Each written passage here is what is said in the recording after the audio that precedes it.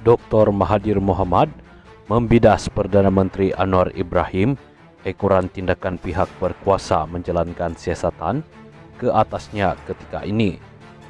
Mahathir juga menganggap tindakan kerajaan itu adalah sebagai balasan atas bantuan yang diberikan bersama Daim Zainuddin semasa membantu Anwar pada 2018. Apabila saya menjadi Perdana Menteri kali kedua, sepanjang tempo saya, Anwar, dibebaskan dari penjara. Kemudian dia mahu bertanding dalam pilihan raya kecil di Port Dickson. Saya dan Daim berkempen untuknya, tetapi sekarang dia mahu menyiasat saya kerana salah laku, katanya pada sidang media khas di Yayasan Kepimpinan Perdana hari ini. Kenyataan Mahathir itu dibuat merujuk kepada peletakan jawatan pemenang kursi Port Dickson pada PRU 2018 Daniel Balagopal Abdullah bagi memberi laluan kepada Anwar. Anwar ketika itu baru dibebaskan dari penjara dan tidak mewakili mana-mana kursi parlimen.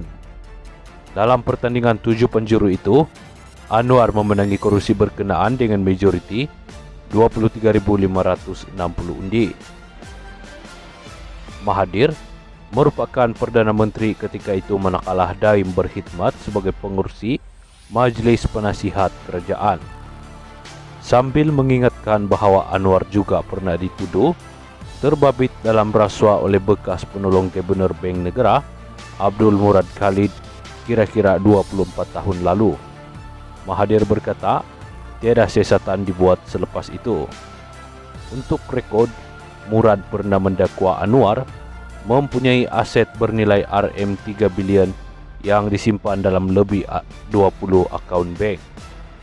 Sebaliknya, kata Mahathir, Daim sedang disiasat manakala Menara Ilham yang merupakan bangunan komersial bernilai tinggi milik keluarga bekas Menteri Keuangan itu telah disita.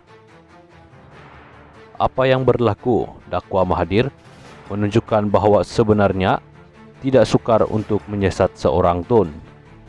Tambah Mahathir, timbalan Perdana Menteri Ahmad Zahid Hamidi didakwa di mahkamah atas 47 pertuduhan, namun Peguam Negara AGC membuat keputusan untuk menarik balik tuduhan berkenaan. Apa yang berlaku itu, katanya, menunjukkan AG juga berdepan kesukaran untuk menyiasat orang seperti Ahmad Zahid. Secara sinis, Mahathir menganggap AG adalah seorang Superman kerana tidak perlu memberi penjelasan mengapa sesuatu keputusan seperti menarik balik pertuduhan diambil. Sedangkan katanya Ketua Hakim Negara sendiri perlu memberikan penjelasan atas keputusan yang dibuat. Melalui perkongsian terbaru pemilik Johor Darul Takzim, Tunku Ismail Sultan Ibrahim di Instagramnya, beliau beriltizam untuk meneruskan usaha mematikan bola sepak di Malaysia. Tulis Tunku Mahkota Johor TMJ itu, usaha itu bukan baru direncanakan, sebaliknya sudah lebih 1 abad dari sukan dari selatan tanah air melakukannya, dan oleh itu TMJ menyeru peminat bola sepak di Malaysia menghentikan agenda itu. Bukan musim ini, pada masa akan datang, sebagai pembunuh bola sepak tanah air dari dulu, saya dah banyak kali katakan saya akan terus membunuh bola sepak tanah air. Dah 11 tahun, saya merosakkan bola sepak tanah air dalam setiap aspek. Saya menyeru kepada semua penyokong bola sepak tanah air bersatu padu dan beramai-ramai hentikan agenda saya. Terima kasih dan semoga berjaya, tulis TMJ. Dilihat secara menyeluruh, kata-kata itu lebih kepada sarkastik dan itu sudah pasti cabaran kepada pasukan di dalam Liga Malaysia Liga M untuk menghentikan dominasi JDT dalam saingan Liga Tempatan. Selain itu, JDT sudah berjaya menaikkan martabat bola sepak di Malaysia ke satu tahap lebih tinggi dan mengubah pelbagai dimensi antaranya gaji pemain, infrastruktur pasukan dan terbaru TMJ memberikan bantuan kewangan sebanyak RM300,000 semusim bagi penyelenggaraan padang yang dinaik taraf menerusi geran Kementerian Belia dan Sukan KBS kepada kelab Liga Malaysia.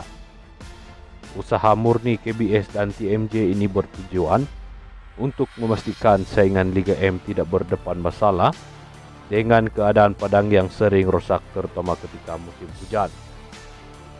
Bahkan, kecemerlangan JDT turut berjaya membantu pasukan Harimau Malaya tampil lebih garang di peringkat antarabangsa.